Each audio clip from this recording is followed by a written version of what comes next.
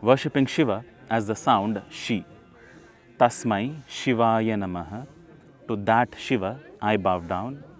shi-kArAya. To the one who embodies the sound shi. All the other words that follow describe this aspect of Shiva further, like shivAya gaurI-vadanAbja-vRnda-sUryAya.